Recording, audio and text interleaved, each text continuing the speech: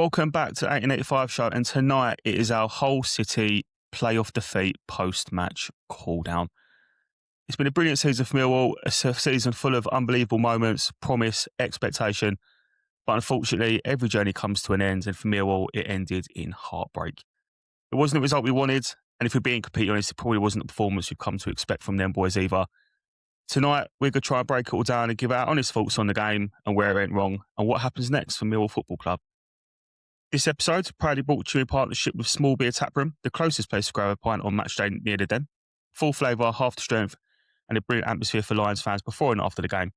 We'll be there every match day, so make sure you come down and join us for a pint and a chat. But before we get into tonight's show, if you're new to the channel, please make sure to like, subscribe, turn notifications so you never miss an episode. Most importantly, get involved in the comments as well. What did you make of the performance? Where do you think the game was won or lost? And overall, how do you reflect on Millwall's incredible season? We want to make sure we hear from you. Right then, so joining me tonight to relive what was a pretty painful Monday night fixture, I've got two familiar faces with me. I've got Harry and Matt. Boys, there's a lot to discuss tonight, and with it being the end of the season, it's probably tempting to turn this into a bit of a inquest, right, on where Millwall fell short across the campaign. We'll try and stay focused on the whole game for now, though. I'm sure we'll touch on some of the bigger picture bits later on in the show, and definitely in future episodes. But I mean, boys, where did it go wrong? Well, I think it was, hindsight, a relatively successful, positive season. Let's just keep it like that. But where it went wrong was probably the 60th minute of Monday night's game, really. I think that's where it all went. The wheels came off ever so slightly. But all in all, you know, if someone said to you, right, you're finishing third at the end of the season and having a little playoff campaign, you probably 9 times out of 10 Millwall fans would have bit your arm off. So, you know, we'll delve into Monday night's game, but all in all, season overall, bloody good. Enjoyed it. It's hard, isn't it? Because like, when I was writing my show notes for this, I'm sitting there writing things like disappointment ultimately ends in failure, and you think, fucking hell, this I feel really harsh, doesn't it? Because we was all dreaming for a playoff push, and the season has been amazing. There's been so many positive moments, and we've got to remember that, right? Whilst we're all sitting here fuming now, we've all been sulking for the last 3 days. Or 2 days, sorry. What a year. Yeah, no, exactly. And like touching on what Matt said there, it's been such a good season in terms of, you know, like you said, third place. It wasn't like we crept in on the final day like we always usually try and do. You know, we were cemented with 4 or 5 games to go. We were battling for automatics on the final day. I think what hurts the most is the fact we were the favourite going into the semis across 2 legs, you know, third versus 6th. We got the draw back at their place on Friday night. I think everyone was a bit confident we were going to go into the Den and tear them apart, but we've seen Hull come down to them previously. I know we had injuries, but they were a good side. They're tactically very good. They've got a good manager. And, you know, over 180 minutes, I think they deserve to go to Wembley. You know, we weren't bad on Friday night, but we weren't brilliant. They've had their chances in the first leg as well. Yeah, it's disappointment. Of course it is, because once you're in the playoffs, you know you're 3 games away from Premiership football. And I think, you know, when you play someone who was in 6th place, had poor form coming into the playoffs as well, it wasn't like they sort of, you know, made a late charge. They were in pretty poor form, Hull. You fancied us over 2 legs. I think everyone did. And there wasn't many people, you know, non-Hull or Mill fans backing Hull to win. But it is what it is. It's a massive learning curve for a lot of the players there tonight, Monday night even. And we have to go again. The main thing is going to be keeping the core players. We're ultimately going to lose players. Of course we are, because we've done so well and we've not gone up. But it's about keeping the main core group, getting rid of the dead wood and going again next season, because I think what you saw over this season across the 48 games picture was a very good team that can definitely go up to another level. We've seen it over patches where we sort of won 5 games in a row.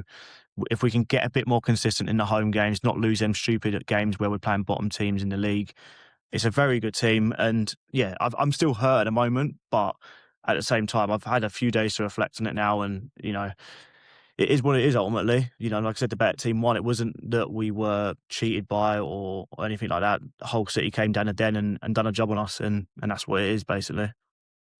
I think that does make a difference, doesn't it? I think the fact that like they were just the better team. We can delve into why, we can point fingers of blame at the manager or at certain players or at the crowd or whatever. You can apportion blame wherever you want.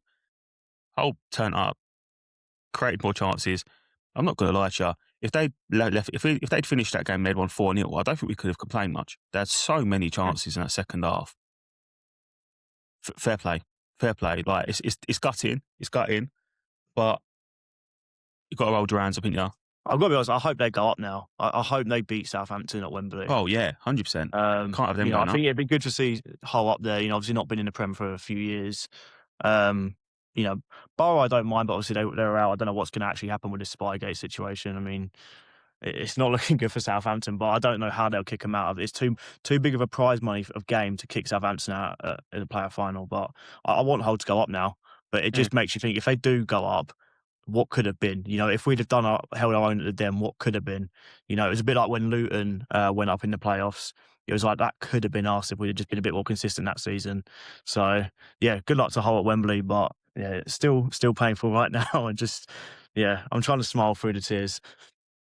I don't think they can kick them out, because I think it would be such a can of worms. Yeah, and where does that end? Because you think to yourself, if they kick them out, could Millwall then turn around and go, all right, we've kicked them out, so Hull should then be fifth. We should have played Wrexham, so we should, do you know what I mean? It's a never-ending. It'll be a fine and a points deduction for next season, regardless of what league they're in.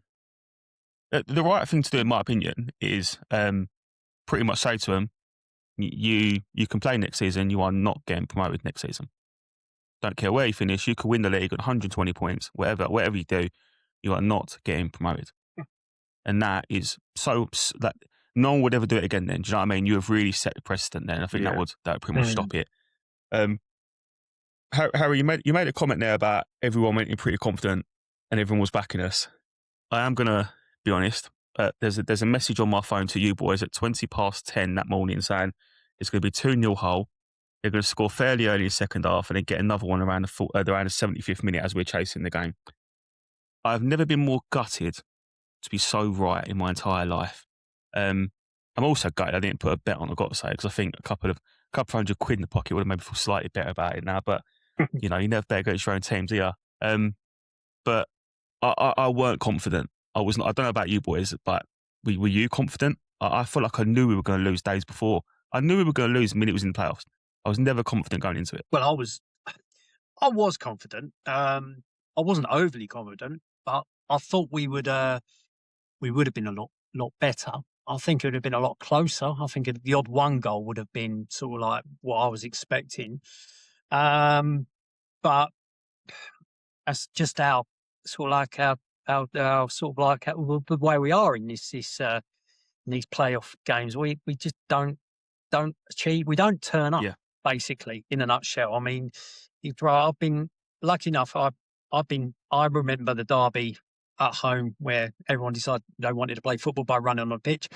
I remember the Brighton one back in '93 where we lost 3-1 at our place when we were 4-1. It was quite funny because we were away, we lost 4-1, but because we beat them, I think in the league 4-0 or 3-0 at home. For you youngsters, you weren't there. We had so much confidence that we were going to turn it around, but eventually we lost that one. And then, and then, as I say, with the Derby one, and then the Birmingham, Les said the better about that one. I was more confident in this one that I thought we might have done the job. Just pure and simply, I was hoping the atmosphere would have got us over the line, a la Huddersfield, which we'll touch upon. But I just thought our players would have done the job.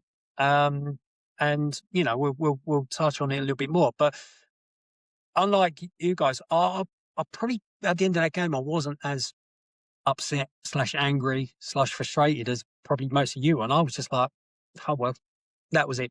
And we go again. So it's a bit of a weird one. But I thought we would have won 1-0 at least. Yeah. It would have been a lot closer than what it was. But it is what it is. Playoff football is cup football. That's what we got to understand. And we just lick our wounds and then start again in August. No, exactly, mate. And do you know what, Harry? Harry, out of curiosity, I'm sure I've asked you this before. Did you go to the Huddersfield game back in the day? I can't remember what year that it was my first year being a season ticket holder. So that was... What a year. 2009-10, weren't it? Yeah.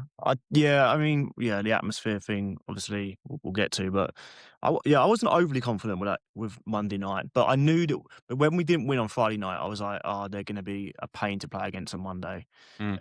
Just because I knew that if we'd have beaten them on Friday, if Camille's shot goes in off the post and it's in the back of the net, they would have had to come at us early. And I think the first half, they didn't weather a storm because I don't think we'd done too much, but they were quite, they sort of take their time taking a throw, take a goal kick, takes 5-10 seconds. They were quite like, we'll just get into the game. We'll basically silence the crowd for the first half of the game. And if we can do that, then we can hurt them in the second half.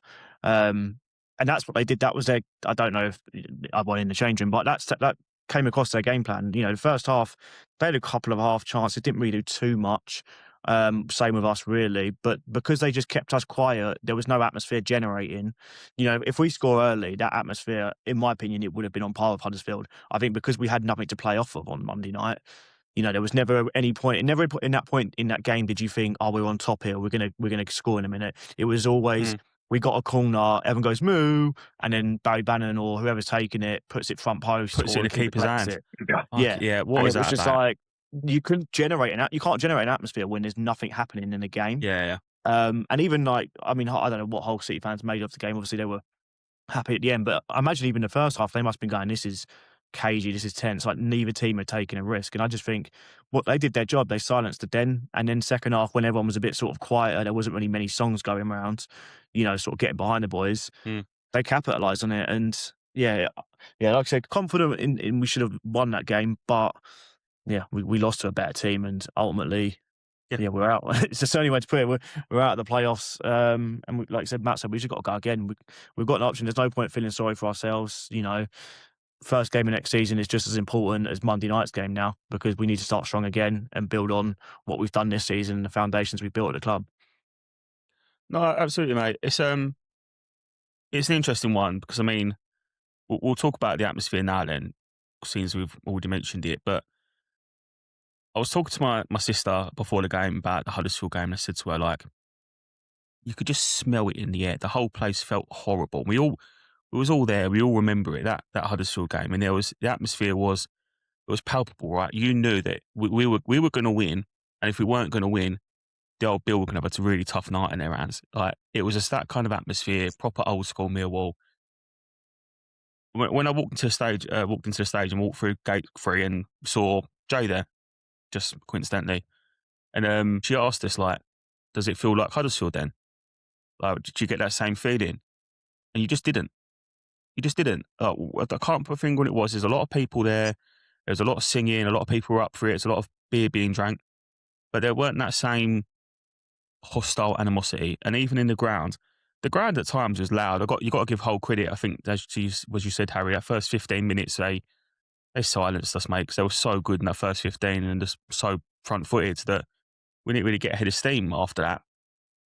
But it was even when it got loud, it was never horrible, was it? I doubt a whole player left that ground feeling that they'd been intimidated at any stage. And that's what it used to be. I'm not saying we should be throwing things on the pitch or anything like that. Nothing ridiculous, but that bite in us, we just seem to have lost it. I don't really know why. Yeah, it was one of them. I've met... I got there quite early on Monday night and drinking in the SE16 bar basically from 5 o'clock onwards. It didn't really feel like a playoff game, if that makes sense. It sort of just felt like a normal league game. I don't think you'll ever see that 2009 game be recreated at Huddersfield ever again. I think that sort of side of football is gone now. I think there's a much more... The people that go now aren't as what them fans were back then. I think there's so much more policing and, obviously you can't say certain things, but I just think nowadays you are more careful with the chants that you sing and what you do. Like I said, I think if we go 1-0 up, if we score from a corner in the first 2 minutes, you probably can recreate in a way that Huddersfield atmosphere just because everyone would have been up for it. And I just think there was nothing to generate off of it on a Monday night. It was very lackadays and we just didn't play well. And so it's very hard. The atmosphere is always built upon what the players do. If the players play poor, you're not going to get a good atmosphere and vice versa. And I just think, you're never going to get Huddersfield again because, like I said, I think times have changed. Ultimately, it's been, 17 years now since that game. But no, I mean, it's just not like that anymore. I can't remember. That was the last time like it was like that. I mean, Everton at home in the FA Cup maybe, but even that wasn't. Even that was a while ago, wasn't it? Yeah, even that wasn't. It still wasn't as good as Huddersfield though. I'm just trying to think. Even like you look at games like this year, right, when it was like good atmosphere, like Southampton at home 3-2. It wasn't nasty in there. It was just a sold out den. We scored the last minute winner, so it felt amazing. I reckon if you watch the game back, it probably wasn't actually that noisy. I don't think we generate as much noise as we think we do anymore.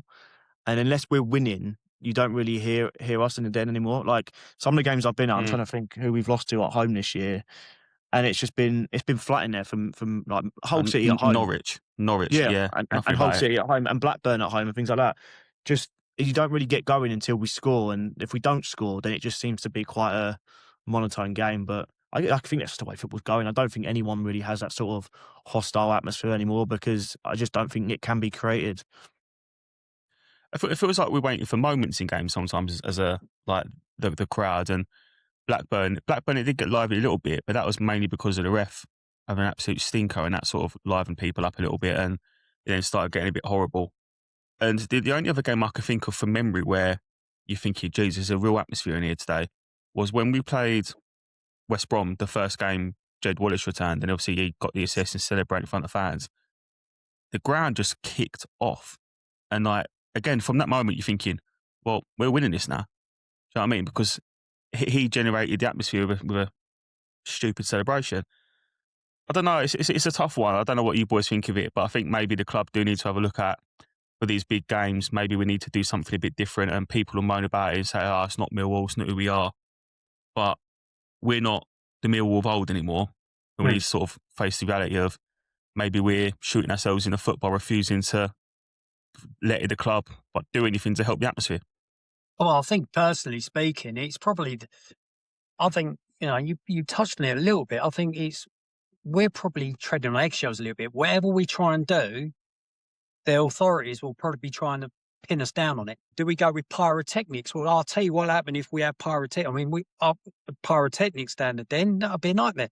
Like, people won't like it. I mean, there was a big hoo-ha about the sodding light show that came on. Like, if you don't like it, don't watch it. Don't need a boo or anything like that. So I think Millwall as a club to generate the atmosphere, I think that's a hard thing to do personally. I think it's hard one. Modern football nowadays, as I say, the higher you're up the pyramid, the more saturated, I think a good word for it is, atmospheres can be. Bit more plastic, bit more touristy, but that comes with the territory of having a successful team. If you want like bollock and bite sort of atmosphere, then you would have to drop down maybe League One, League Two, but that's no way that we're not in that no more. So unfortunately, as much as it sounds great that we want an atmosphere, I think that's going to be a bit of unfortunately, the thing we're going to lose the more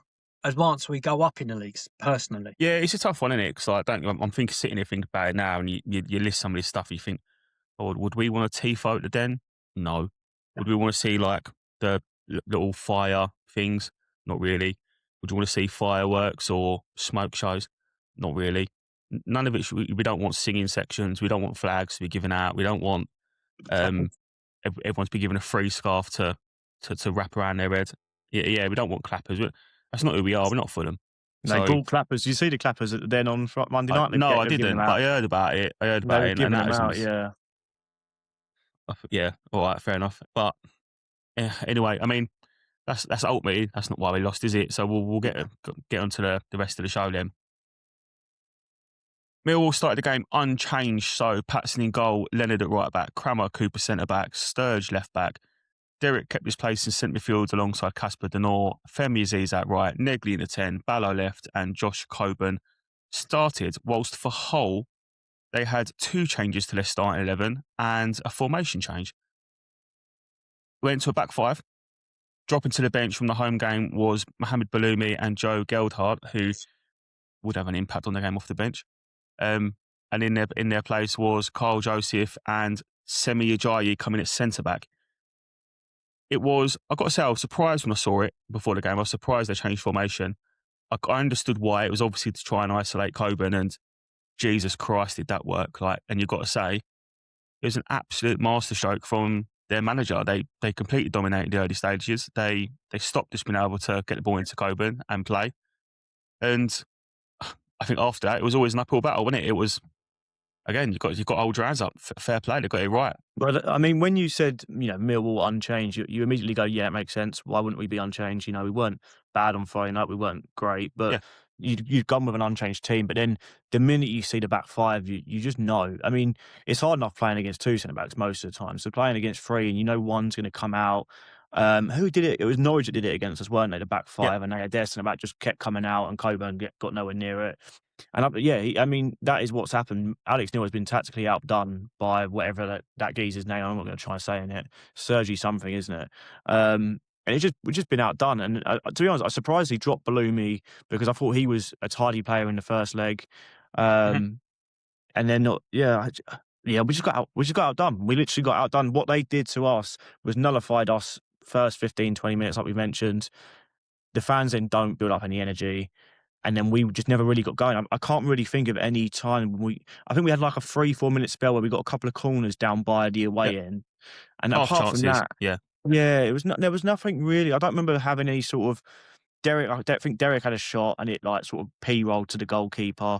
We didn't do much, did we? I mean, it was just they got it right. He changed it up for them. He took a risk, and it's a massive risk moving to a back five because if we go 1-0 up, he's got to make about 3 changes to try and get them into a position where they can create more chances, basically. But yeah, they stopped us. I mean, Aziz was null and void. Didn't really see much of him. Nedgley, I thought, was pretty poor. He kept getting the balls his worst game for a while. Yeah, completely agree. Yeah, and just our front four even. Sorry, Ballo was non-existent. Our front four just didn't get into the game. And the minute you stop our front four, you're immediately asking for trouble. I think Denor and Mazuisaka were basically pinned in their own half for a lot of the game. And then the back four, I thought they held their own. And then the minute we made changes, they just it flopped in. I thought because I didn't even look at their starting lineup because it was Carl Joseph that went off injured, wasn't it? Yeah. I thought that was Balumi, and I was sitting there going, "Oh, thank God he's injured." Like I never look at the opposition's team, never look at their lineup, can never be bothered. And I thought that was Balumi, and I was like, "That's a result if they're bringing him off injured." And then I see him coming on, I'm thinking, "Oh shit." Here we go. But the thing is, he wasn't really that effective until the change was made. I mean, I thought Sturridge was, in my opinion, Sturridge was our man of match. Even though he only played 60 minutes or 65 minutes, whatever it was. I thought he held Balumi to his own, especially with someone as talented as he is. But you saw it the minute we made the change. I mean, you could argue Alf needs to grow into the game, and the last thing you want to be doing is defending, that kind of situation. But it's poor defending. I mean, we'll get onto the goals, but it is poor defending. And yeah, I think, like I said, Hull tactically outdone us. The manager for manager, he tactically got it spot on. He nullified us. And what he did do was he waited, he made the subs when he needed to, and they won him the game. Yeah, we'll talk about the goal and the decision to take off Sturridge later on, and who come on for him, I guess. But it was an interesting one, Matt. I don't know what your thoughts were, but like before the game, when I saw we were unchanged and they made changes, I weren't against it. I thought we wouldn't make a change, and then 15 minutes into the game, you're thinking we've got this wrong because we looked so lethargic and tired, and they looked full of energy, and you think to yourself, maybe it was just them 2 substitutions. Just injected a little bit of spark into it, and we looked flat and like it was one game too many. And they looked well up for it. I mean, don't get me wrong, is that good enough? We can argue till the cows come home, right? Whether that's an acceptable excuse. But you look back now, I think maybe you should have changed something earlier. Well, there's 2 points to that what you just mentioned, mate. I was surprised to be unchanged, if I'm honest with you. The fact that the team would have got back at 2:30 Saturday morning. They flew back home. So you got to think travelling fatigue, 100%. They've just done 90 minutes up Hull, and they worked really hard to come away from a 0-0. As I said, we should have won. So when it came to an unchanged team, I was quite suspect on that. Someone says to me, well, who you would have changed it with?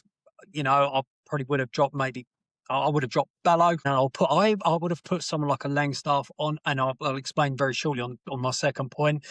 Maybe I would have been a bit more sturdier in that middle of the park, perhaps. I would have probably dropped Derek and put I would have put, I think, I would have put an engine in. I would have put Billy Mitch in as an engine just to shore up that midfield. So, because he's done it all through the season. So I would have done a couple of changes. When it was the three at the back, now, they're not the first team to come down the den and start three on a striker or five at the back, how you want to look at it. And there's two reasons behind. One, obviously, Coburn was playing and he had three defenders around him. Now, 100%, you're going to isolate Coburn on that one. Coburn's going to not get a sniff whatsoever with three centre-halves up his arse. Mm-hmm. And I get that. So then it's the responsibility of the three players behind him to put a shift in. Now, that's why I would have put Langstaff on. If I would have put Langstaff on in that sort of like that 10 role, Negley on left, Femi on the right, you would have had that, not, as Alex Neil calls him, a 9.5 type of player where he would have gone up into the striker's role and played that to support Coburn. Coburn could have held it up, knocked it down, etc., etc., etc. Don't worry about, get it out wide and get the crosses in. Well, if you're playing through the back, you can get all the crosses in all day long. They're going to suck it up. So you need to play through the middle. So in my opinion, if we would have had, if they were going with the three, and don't get me wrong, it's worked for them against, I think they played it like a Borough or Wrexham or a Derby, and they've got results out of it. So it's not the first time they've done this. I would have had a player that could play in the three behind that has got an eye for a goal. And can play that elusive strike, that secondary striker, as much as they play the three behind. So there's my changes based on what they provided. And as I said, I would have probably had a bit more of an engine in that middle of the park, because as well as they played that three back, they played such a high press as well. They were like, we were trying to play out the back. Absolutely. And they were on us like so quick. And so, I was very surprised with the change. I thought maybe we would have been because I think the changes I just mentioned would have done a job as well. Again, even with like the energy of Langstaff running around headless chick. Again, I think that would have been a better game for him. And so, I was surprised when the unchanged, because I in past where you think such a quick turnaround time, you travelled home, you get home, you have to recover, and you're doing a light training session, and you're not going to be 100% match fit, but having a couple of additions or a couple of swaps, then you would have maybe had that opportunity. Maybe we should have sent an analyst down to the training ground so we knew what they were doing before the game, eh? Everyone else seems to be fucking doing it. But it's an interesting one, because I think you touched on their press, and again, I don't want to give them too much credit because we're not a whole City podcast. Their press, particularly in the second half, I thought was just immense. And the amount of times we would try to play it into Coburn's feet or try to play it into his chest, whatever. And there was constantly 3-4 bodies around him, 2 centre-backs, 2 centre-mids. Everyone got close. You might have a Millwall player in there. You might have Aziz or Negley, depends on where you are on the pitch. But numerically, we were just always outmatched in that middle of the field.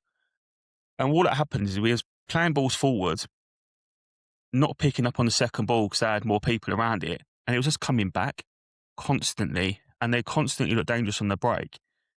And the worst thing that happened then almost was we just got really passive with the ball. And it's almost like we just, I don't want to say bottled it because that's too harsh and that's not the right word, but I don't know what the word is. And we just, we stopped looking for balls forward. We weren't looking for alternative answers. How many times did we get the ball in the centre midfield and just pass it back to a centre back because there was nothing forward? It was painful. There's no plan painful. B. There was no plan B, Frank. That was no, there weren't. There weren't no plan B. Yeah. I mean, I also think that when you look at the game back, I mean, like I said, they just nullified us to the point where, like you said, Derek Marzuzaka was basically playing as a third centre back at times. We basically had a back five at times, and I think we were too scared to take that risk and make that mistake. You know, how many times, like you mentioned, how many times could we have gone forward, tried the ball in over the top, or tried the ball into feet of maybe Neji or something like that, and we went sideways and backwards. I think there was a lot of, I call it jelly legs, and I saw it against Blackburn at home when it was like win and go second kind of game. Leicester away. They just didn't know what to do, almost. It was like their brain was thinking before their feet or whatever it is, or vice versa. They didn't know what to do when they got the ball, and they got really scared and panicky because they know, you know what it's like down in Millwall, one long ball by Jake Cooper and it goes out for a throw and everyone's calling him every name under the sun. And I think there was that element of, yeah, they didn't want to get their fans on the back early. So what do? Okay, we keep it safe. We don't do anything too risky and just hope that, something's going to happen. Someone like an Aziz or Nedgley, someone's got a bit more skill in them, can just create something out of nothing. Because that's what the game was leading towards on Monday night. Was the only way we were going to score was a moment of magic. Aziz cuts in and puts one on top corner, or Nedgley does something mental. Yeah. We weren't going to score through good football on Monday night because we just couldn't play the ball. Every time we played the ball, like I said, even, I thought Mazo Tako played well personally, but even he... Yeah, he did. He did. Even he looked like he was like, I don't want to make that pass out wide because it may get cut off and I may just get pelters for it if they break and score. It was too passive on Monday night. And when you're at home, third place in the league, arguably the favourite going into the tie, we just had to be a lot more aggressive in the game, and we weren't. And that, in my opinion, that's why two reasons we lost. We got tactically outdone in terms of we didn't adjust quick enough to their back five, and we were too passive in the first half, which then led on to being able to then build up on that on the second half. Yep. And then, like I said, they've got X-factor players like Balumi who can just create a moment of magic out of nothing, and they've won the game. It's disappointing that, I said, but I think I did the pre-match show with you, Frankie, and I said I'd be disappointed if we go out, but I feel like we've given 110% and we've just been beaten, then I won't be as upset. But I do think there was more from us in them games, and I think if we'd have been a bit more aggressive, take nothing away from Hull, because I think they got it tactically spot on over two legs. But I do think that if we'd have been a bit more aggressive, taken a bit more risk, especially, at 1-0, we go 1-0 down, and we're still playing the sideways ball. What? We've got nothing to lose. We might as well go 2-0 down inside another 2 minutes. We might as well just go concede again. There's no risk attached to it now because we're going out anyway. And it just seemed that we were very, slow with it. Like I said, we didn't want to take the risk. We didn't want to lose the ball, get slagged off by the Millwall fans.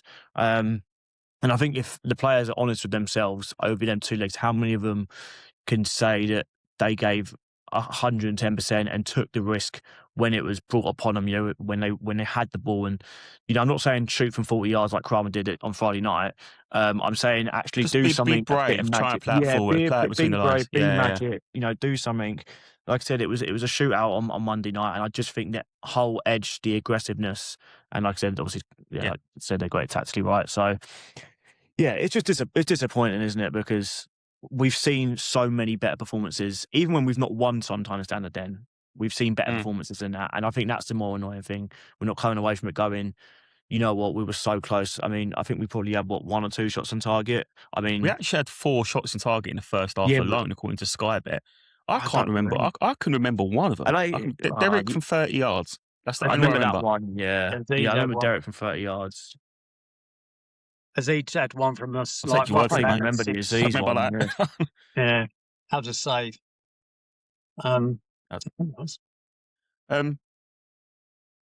It's a funny one, isn't it? Because we all spoke before the game. We put some stuff on Twitter and stuff, and it was all about we've all said the same thing. We're not the only ones. All Millwall fans would have said it.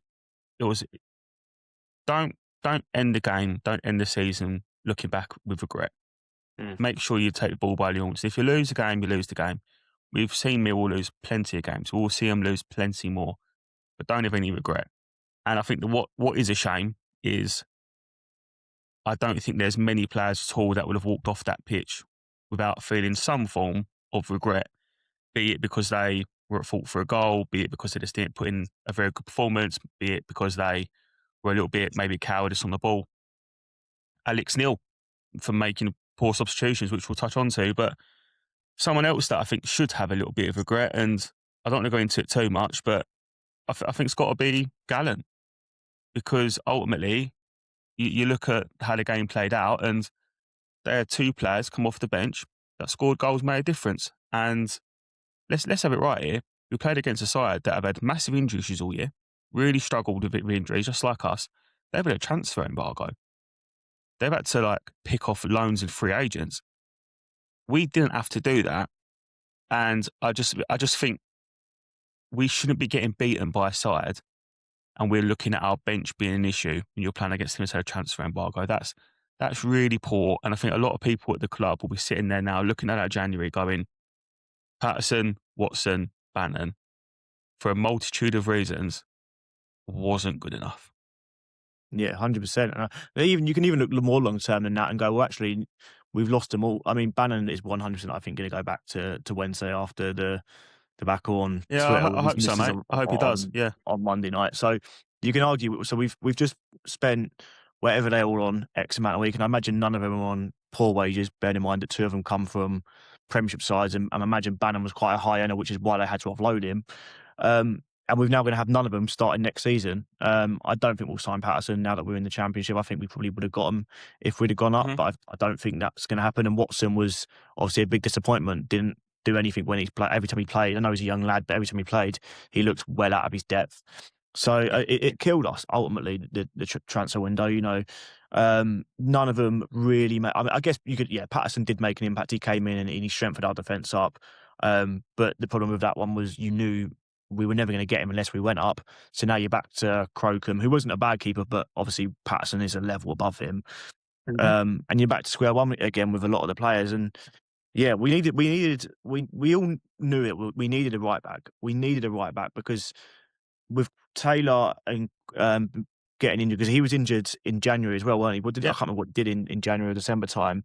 So we already knew that we were short. Wasn't it? Yeah, if that was going to happen again, Kramer's going to have to move in and Lennon would have to play right back. And now I don't think Lennon's the worst right back in the world by any stretch. I actually think he's a quite good defensive right back, but he's no good going forward, and he can't do 90 minutes on a Friday night and a Monday night. We've seen that when we played midweek games and he looks knackered. He's been a great servant for the club, but you just think if you'd have had someone else in that back line, with a bit more quality going forward, how different it could have been. And yeah, like you said, the fact they've had an embargo and they've got Ollie McBurney on a free, he scored them, what was it, 15 or 16 goals? Something like that. We could have signed him, but we took the gamble on Coburn and signed him. And I've got nothing against Coburn. Which I think was the right decision. I'm not slagging him off by any chance, but when you consider the fact that he's got 16 goals in a free transfer and Coburn cost us like $3.5 million and we got 9, they've clearly hit the jackpot with that one. So yeah, January was a big disappointment because I think we all knew we needed one or two key marquee signings to come in and sort of take us to that next level. Patterson was one of them, but I think the other two were underwhelming. As much as I've always thought Barry Bannon was a good player, he's always played in a poor Sheffield Wednesday team for a lot of seasons. And so he's always been big fish, small pond, a bit like Jed with us, big fish, small pond.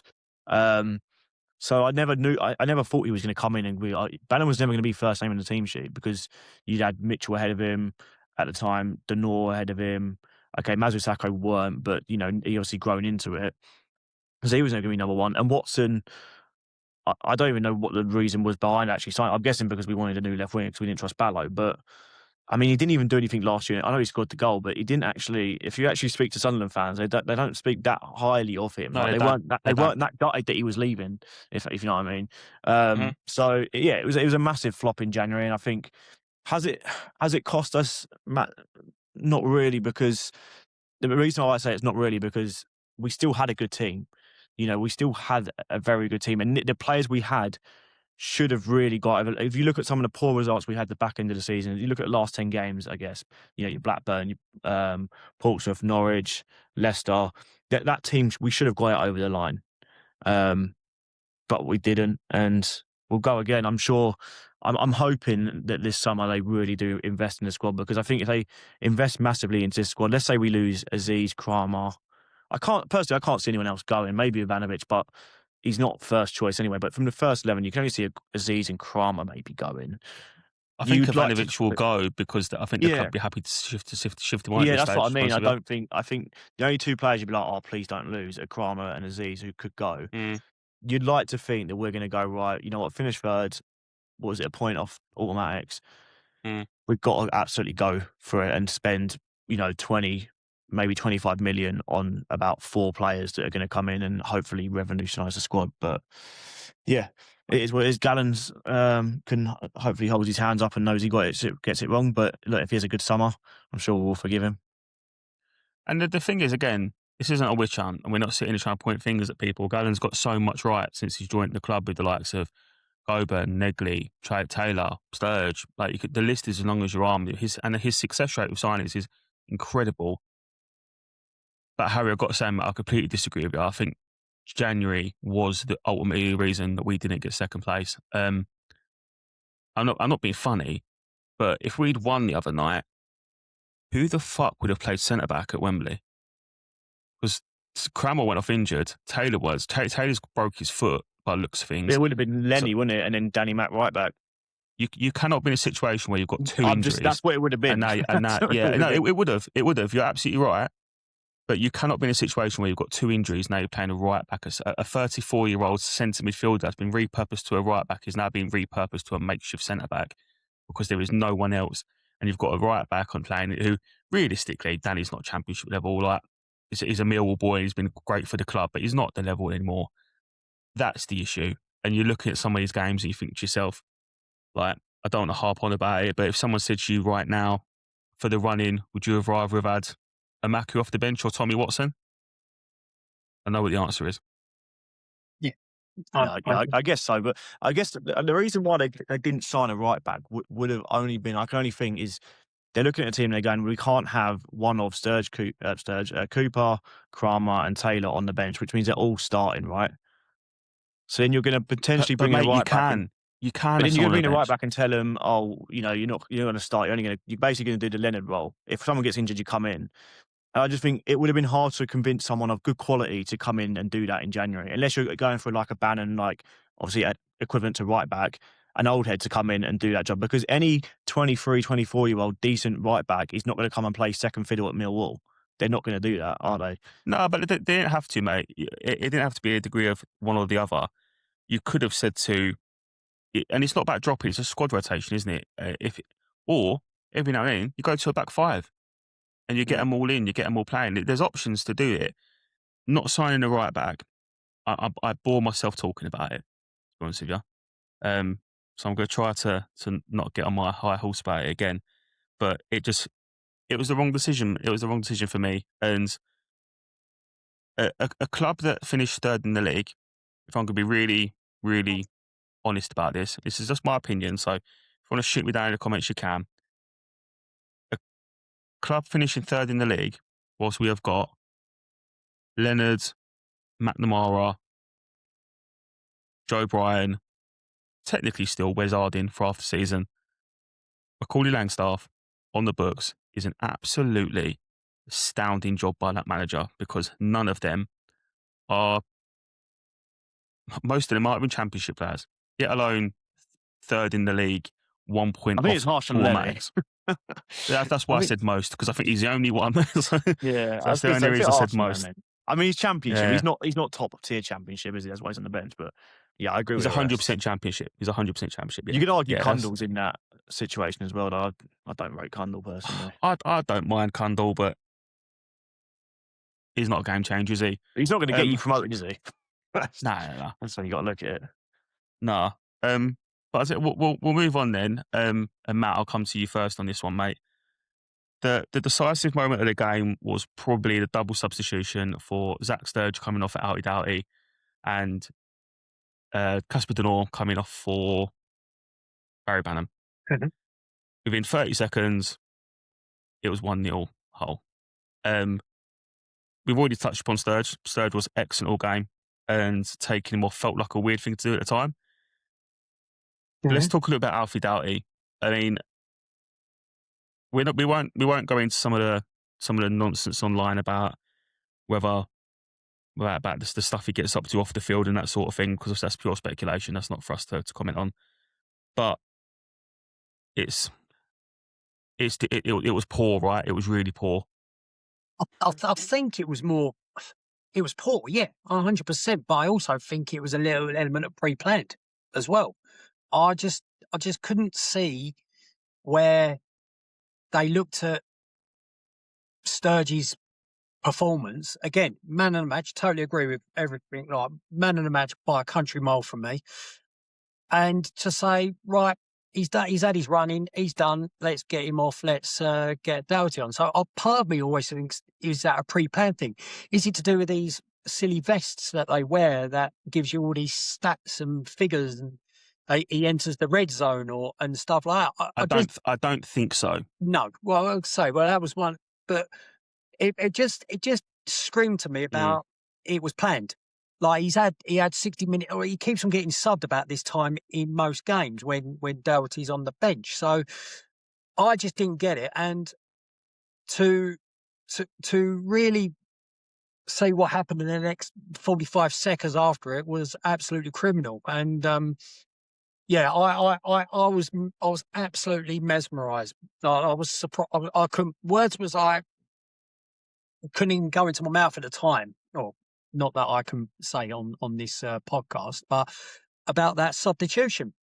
The other one, in terms of Denor and Bannon. Now, it's quite interesting because as you guys know, and I watched it at home, and it's not because I am not one of these faithful fans that have to go home way, but my son's got the exams, and it was a deal that, he had an exam the next day, and the rule was I'll stay and watch the game with him, as a bit of a respectful thing for his education. But as soon as good dad, yeah, as soon as Bannon came on, and this is the thing that the cameras picked up, you could see him giving instructions to Derek Masusaku.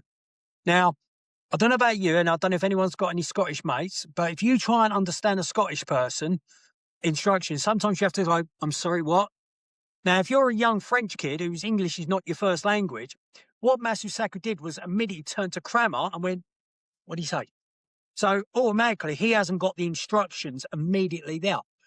What happens? Ball goes past Masusaku over to the right wing, and obviously Doherty's not picked the pace of the ball up, and then lo and behold, the first goal. So the substitution for Doherty is surprising. The substitution for Denor for Bannon was a little bit less surprising, but at the time of when the substitution needed to be happening, I think Hull had a free kick.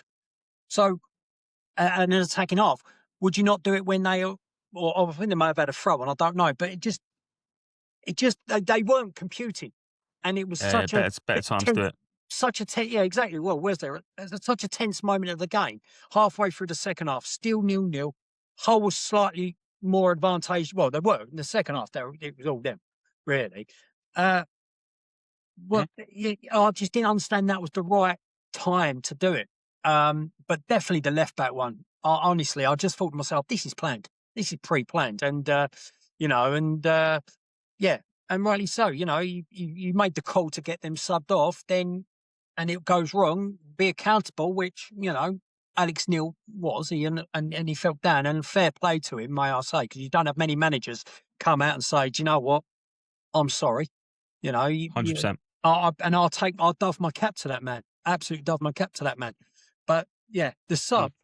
No, I was absolutely like Balumi didn't have a sniff against Sturge. Sturge again, one of the best players we've had this season, and I'm so but yeah, no, it's just not for me. And I won't go into I'll say the amount of online comments regarding Doughty. Yeah, it was not a nice thing to see. No, yeah, mate. So some of the comments were over the top, right? And said that's why we're not going to address some of the. Well, I'm not going to call them rumours. I think I might have a basis. So we'll just call them allegations, I guess. But we put something out. I say we. I put a tweet on Twitter from the club's account, from our account, saying that I actually do think, as far as players goes in that squad, I do think Doughty's got to have a look at himself. And this is pot calling the kettle black. I'm fully aware, but a footballer should not be out of shape. Do you know what I mean? He's missed so much football this year. We know he had injury problems. That's the only reason he's here, is because of injury problems. But he's not been in shape all season. At one point in the second half, he was getting absolutely paced by Barry Bannon. That's not good enough. And I just think, I'm not going to call into question whether he's a Millwall fan or not. I've got no reason to disbelieve him. But he is living out the dream of every single person in that stand, of putting on that shirt and representing his boyhood club. And we were one goal and a half hour away from a shot of the Premier League. And he just didn't close his man down. Yeah. And if there's anyone in that squad that really needs to take a look at himself and just think, like, I need to make some changes and I need to reset for next year, it's him. And we'll back him. This isn't us sitting there. Certainly isn't me sitting there saying, I hate him, I want him gone, anything like that. I think he's a quality player. But he's had a poor year. by his own standards, isn't he? Oh, so I was just going to say, I mean, in terms of, when people do them sort of rankings, sort of best signing, worst, he's been, technically, you could argue he's been, other than Stephen Bender, probably been our worst signing in terms of the value for money and expectation you were thinking you were going to get out of him. I think that's the thing. And, I think when we started the season, I think probably everyone was turning around going, right, it's going to be Dougherty, Joe Bryan, Sturge. And now it's completely flipped. And now it's, Sturge is, in my opinion, a mile above both of them. I mean, he's 20 miles above Joe Bryan, but it's just, I don't know. I don't know what it is. I mean, and we don't know if he's having off-field issues. We I don't want to get into and we hope he's not. Thing. Yeah, could be a lot of reasons why. And obviously it is hard to, I guess it is kind of hard to stay fit when you are injured, because you can diet as much as you want, but if you're just not exercising because you're injured, or you're only doing, you're going from doing intense training to just light, moderate training, it is going to be harder. It just, I feel a bit for him, because I feel that he probably knows now how much he's let 20, 30,000 Millwall fans down with that first goal. Mm-hmm. And I do think a lot of the things that were said online about him are, in my opinion, bang out of order to put out there. I get, I get we get angry as fans and we get emotional, but I think sometimes it's just best to leave it to the WhatsApp group chats. And it doesn't need to go online. I don't know how active he is on Twitter. It doesn't look like he is very active, but he's going to see it. He's going to see things.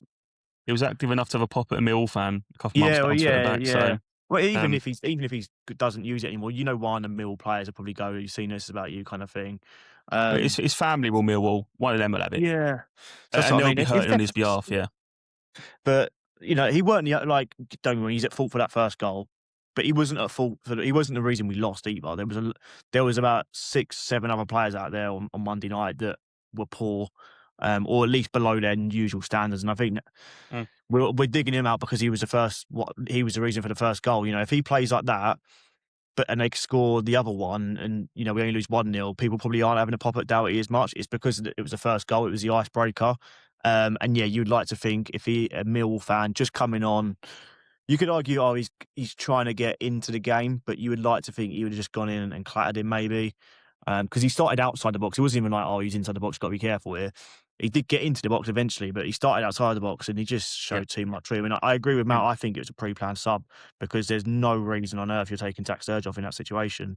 Balumi came on, didn't do anything, and you take him off. And then even after the goal, Balumi was a threat all evening after that. And so they were definitely pre-planned subs. And I wonder if Alex Neil almost had one eye on Wembley, thinking, I need to get out 30 minutes here, so he's got a bit of match fitness in if we get to Wembley, and I can bring him on then, because I don't want him to have not played on, I don't know how many, I can't remember how much he played on Friday night, but I can't have him playing 10 minutes Monday night and going into a game at Wembley. Yeah. I think they were pre-planned subs, which a lot of managers will do that. But I just thought at that point it was a poor decision to bring off Jack Sturge. I think everyone saw how well he's played. I think if you ask any Millwall fan, who your man matches are, it's Sturge and then maybe Delboy. Everyone else was pretty below par, to be honest. I just don't get it. I think I get your pre-planned subs, but I think in that game of that magnitude, maybe take a bit of your ego back and say, I can't take him off. Just like Hull did, and they went to a back five. Take your ego away from it and go, I can't. As much as Alf's, probably on one of the biggest contracts at the club, he's got a high profile compared to Jack Sturge. I can't bring Jack Sturge off here because he's doing us a job here. It was harsh on Alf when literally 30 seconds into a game and he's at fault for a goal. Like I said, if he curls that one wide or it's a poor shot and he gets blocked, like I said, we're probably not even going to hammer Dougherty for the fact that he, was just looked out of shape the whole 30 minutes. But because he conceded that goal for the whole season, mate, the whole season. It was looked out of shape since he joined. That's what I'm saying. Literally, the minute they scored, because after that, literally everyone's eyes were on him the whole time now. Yeah, it's like every time he misplaced a pass, I think he overhit a cross, didn't he, into the cold blow lower. He should have scored as well. Wrong, he should have scored that second half. Every time he done something wrong, it was almost like a witch hunt then, because he basically screwed up for the first goal. So I do kind of feel for him in that sense, but yeah, you'd like to think, it's like the saying, isn't it? It's like first 5 minutes, let him know you're there. You would have thought he'd have gone in on Balumi there. And just, yeah. I mean, it literally, the minute that he hit that, it was like goal. And you just knew that was it then. And to be fair to Hull, their fans were really good. I thought they were really loud. They were vibrant all game. I always think away fans are better than home fans nowadays because it's usually the noisier ones that do the away games. And yeah, it's just disappointing, isn't it? I mean, I don't know what Alf's going to do over the pre-season. He's going to obviously be back here in the summer. And no one's going to take him on. I imagine, like I said, he's probably on one of the higher wages at the club.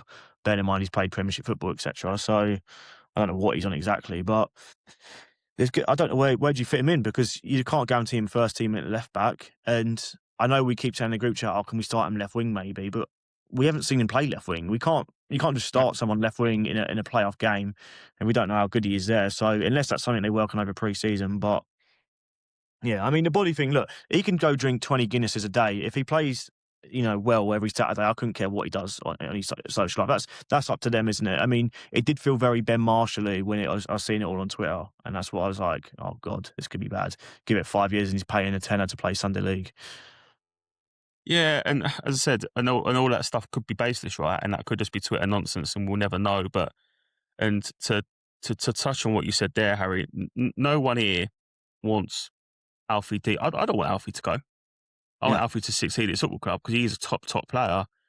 What we all want and is what's best for Alfie, and that's whatever is going on, whether that's a little bit of lack of concentration, a little bit of love for the game at the minute. I don't know, stuff off the field.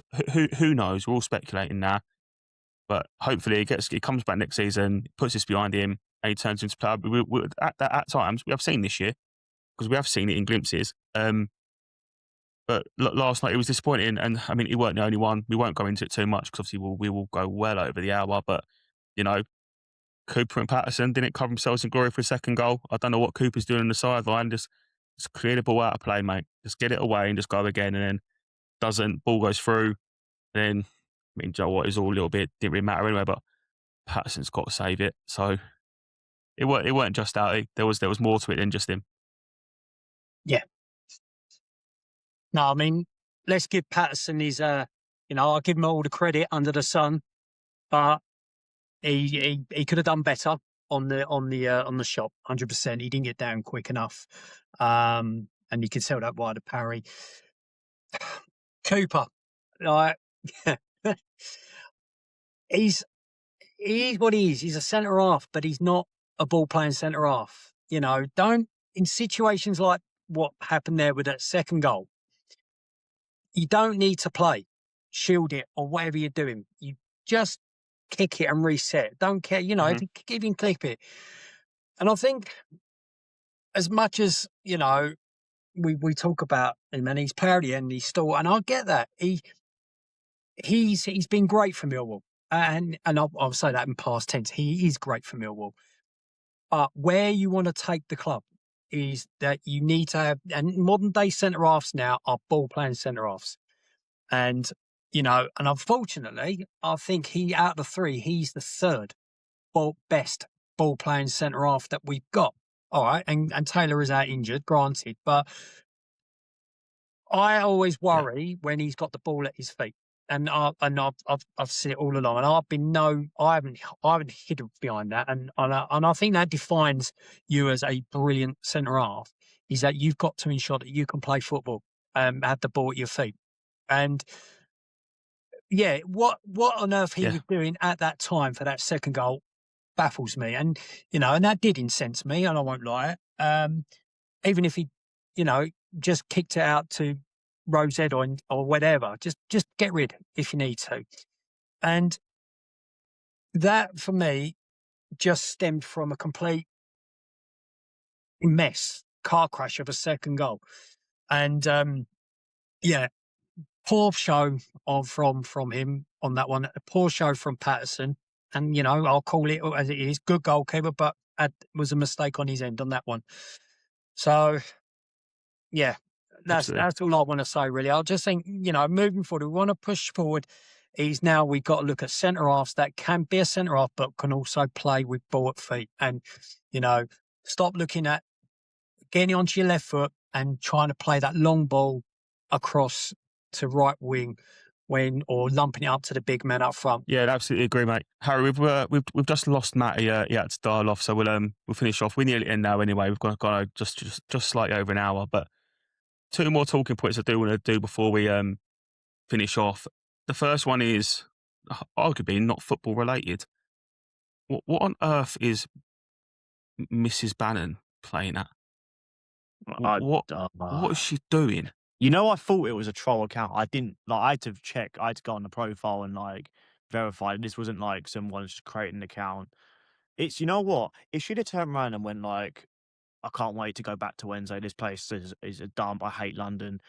It would have got backlash, but it would not have got the back to slag off the manager publicly. Is that's the worst you can do? It's our best season in 25 years. Yeah, and you've got some prat on Twitter.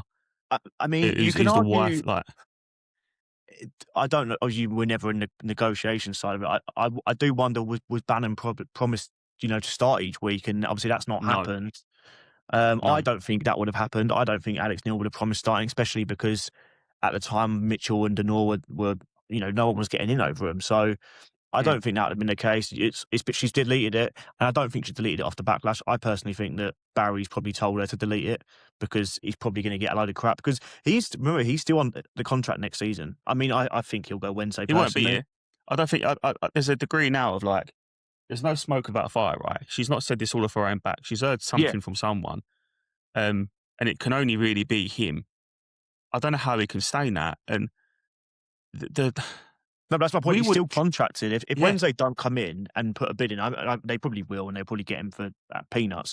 But if they don't put a bid in, he has got to turn up first game of the season, or he's got to even turn up to pre-season. I mean, I imagine they're all off they're on holidays now, but he's going to have to turn up to pre-season with Alex Neil as his manager, regardless of bids come in. He's not going to probably join before the first game of pre-season, first training session of pre-season.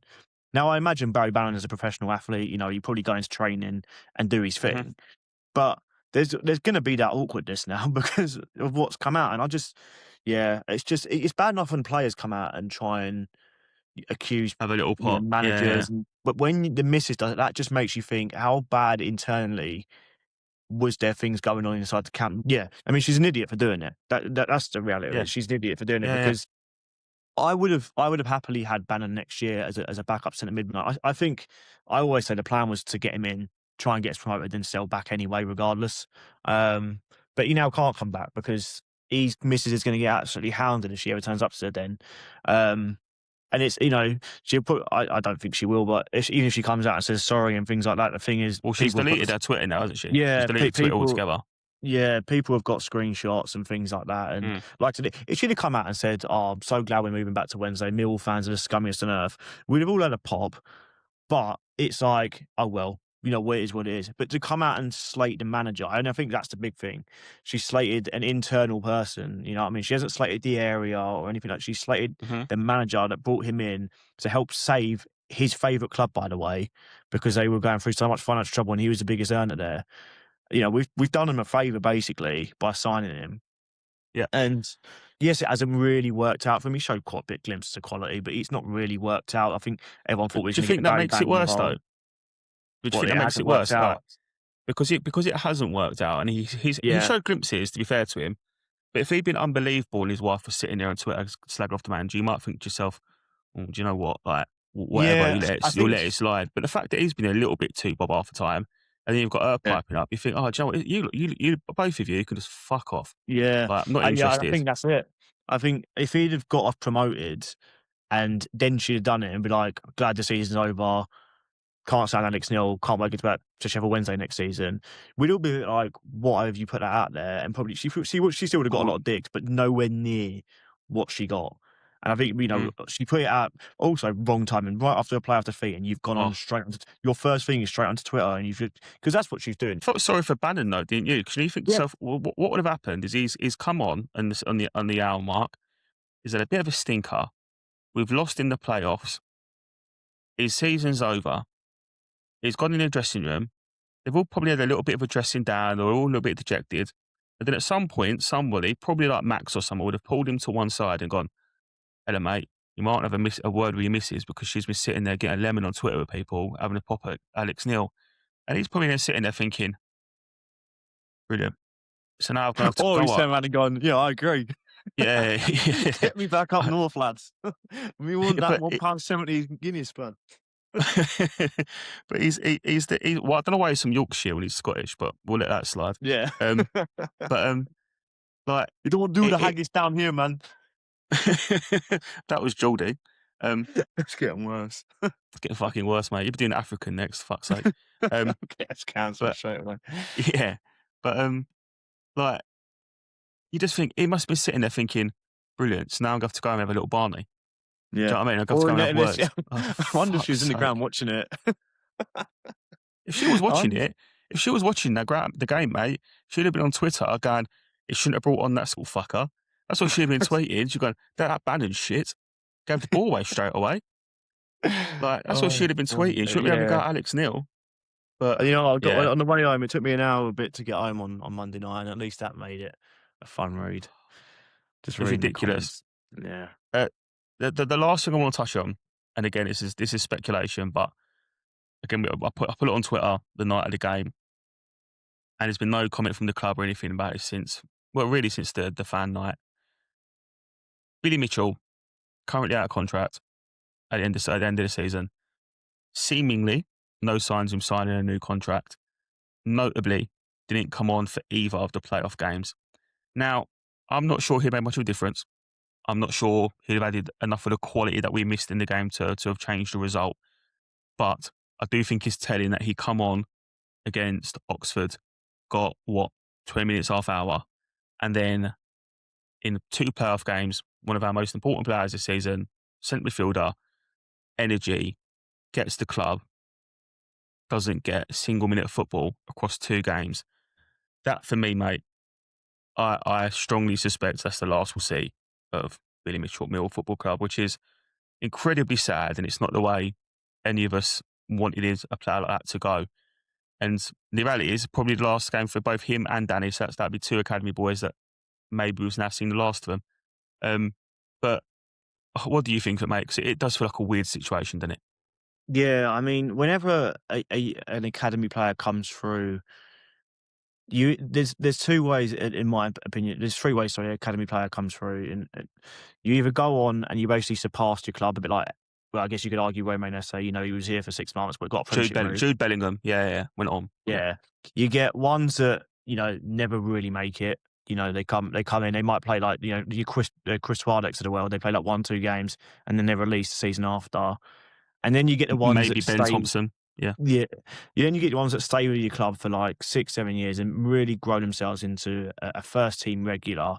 And they'll go through spells where you think we need better, but when it comes back to the basics, you always revert back to your Mitchells, and maybe not so more McNamara now, but there was a period where we'd always go back to Danny Mac at right back.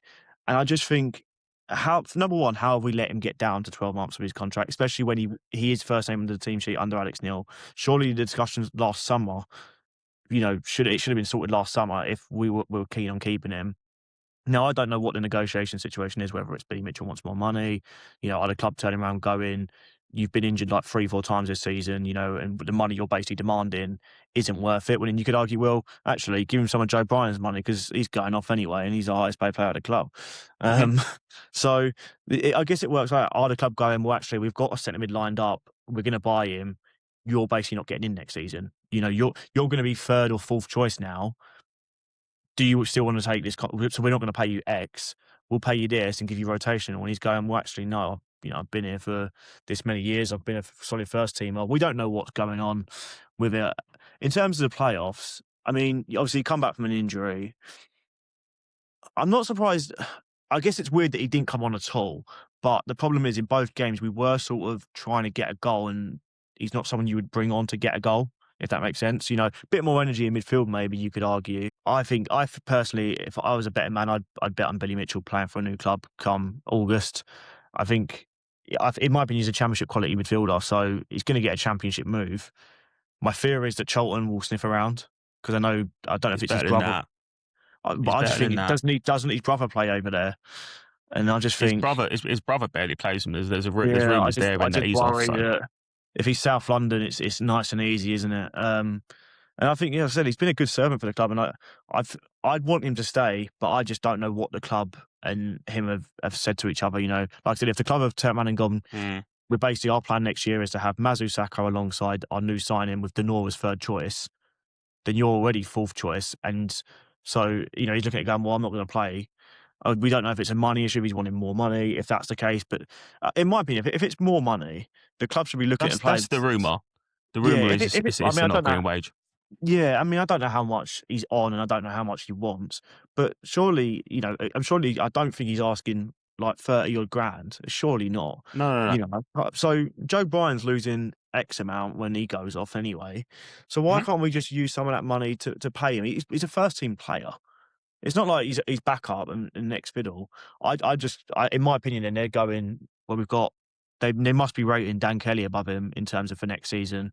Which is madness because Dan Kelly's played 4 games in 2 years. They must be putting Denor ahead of him, Mazu Sakho ahead of him, and I'm guessing a new signing. So they're going to have 4 centre midfielders above him, and I think that's, in my opinion, I think that's the reason that it's not going through. I think he probably wants X amount, and Millwall basically saying you're not worth that based on how many games you play and also where you're going to be in the pecking order next season. I think it's a sad way for an academy player to go. I think with Danny Mack, he sort of just filtered up down the team. Basically, he went from coming back from St Johnstone, breaking through. We thought we had a right back for about 20 years with him coming through. Played really well for like 3-4 seasons, and then just slowly, as we got better, he didn't keep up the pace. And then as that's come, he's now fell down the pecking order. I'm assuming he's going to 100% leave the club coming into the season. And it's just not worked with Billy. It's like, he's still in the team. I mean, I love Casper, but I'd have Billy just for the engine. If there wasn't an issue with his contract, I think he would have come on, even if it was just for like 10, 15 minutes as a bit of a wild card, like see what you can do, cause a little bit of chaos, run around a little bit. I think he would have come on. The fact he didn't, I do think, is telling. And the issue I have with it, we've done a show on this already, so I don't want to go into it too much. If you haven't seen it, watch our line in focus for Billy Mitchell, and we go into his contract stuff. But you just think to yourself, if you replace him, you're spending what? 4 million, 4 or 5 million pound on a player. Yeah, well, I think if we've got any aspiration next year, we can't be buying £1 million players, 2 million. We've got to go get someone for 4.5 million, basically like a Nedgley. We'll go and spend 4.5 million in Europe. But then you look at Nedgley. I mean, it's been amazing sort of second half of the season. It's taken him time to bed in. I just think with Bill, you know what you're getting with Bill. Even if you go right, we'll give you 1 more year. And if it doesn't work out, then you can walk, and that'll be like the agreement. it's so poorly, man. Especially with how good we've been at moving players on recently in terms of selling the ones that have been decent with for us, and we've moved them on for a good fee. We could have easily got something for Bill in the summer. If we knew he weren't signing in the summer, we should have sold him then. 100%. I'm not being funny, but you think to yourself, if we gave him, if we'd got the contract sorted and we had to, and we decided we wanted to move him on this summer anyway, and we sold him for 3 million, it was an academy kid, so that's 3 million FFP profit, which is incredibly valuable. Yeah. So you just think to yourself, whatever is going on there, it's poor from the club. It's poor, and it'll be an incredibly sad way to see a player like Billy, who's been one of us on the pitch for a long period of time, and been a great servant of the club for a lot of different managers. And if he's played his final game for Millwall, same as Danny, it'd be a huge shame. It's part of progress, right? And that is what it is. And I think that's why most people, when it comes to Danny McNamara in particular, can maybe suffer that. Like, I just don't think he's at our level anymore. I think he's a lower end Championship player. That's not the case with Billy. Billy's still got a lot to give this football club, and if we let him walk on a free, I think that's the worst part. Is he's walking on a free. I think if we had him under contract and someone came in the summer and he was like, I want to go, whatever, you could be like, okay, it's what it is. Sure. I think it's the fact he's going on a free, and we're already looking at probably a lot of players going out the door this summer, I can imagine. Already just a lot of, I'm not including Billy in this, but a lot of Deadwood will be leaving this summer, whether they're out of contract or whether we loan them out, sell them or whatever it may be. There can be a lot of movement this summer, I expect. I just think someone like Billy, you need, as much as you need flair players, and I'm not digging out Nedgley or Aziz, anyone like this, Well, you do need your fair players, the one match winners, but sometimes you do just need someone that can just do the basics very well. You know when you go through a bit of a bad run and you sort of bring in sort of someone just to shaking it up, refresh it up a bit, steady the shit. then they get you a draw, and then next game you win the game and you start winning again, and then you sort of drop them out of the team again. You can start bringing the flair players in because they're confidence players. I just think with someone like, if you lose him, you lose Danny, you're sort of losing that. I'm not going to say millness because I hate that sort of millness saying. I don't know. I just with what he's done for the club, I'd have given him another year personally, and I'd have given him 3. I'd have given him a 3-year deal. Yeah, I do think I like the plan that we're going with, where we're trying to buy young and cheap and cash in basically once they do really well for us. It's got to be done in this market. We can't compete if we hold on to players for 2-3 years long. I just think you still need certain players in that dressing room that understand what it takes sometimes to be a Millwall player. Obviously you got Coops in there, but other than Coops, if you lose Bill, you lose Dan. I'm trying to think who else would be in that dressing room now. I can't see Leonard being there next year personally. I think he's out of contract as well. I think Lenny would be gone personally. So you're sort of losing. For every young player you sign, you do need that sort of old head to get the dressing room straight. Luongo's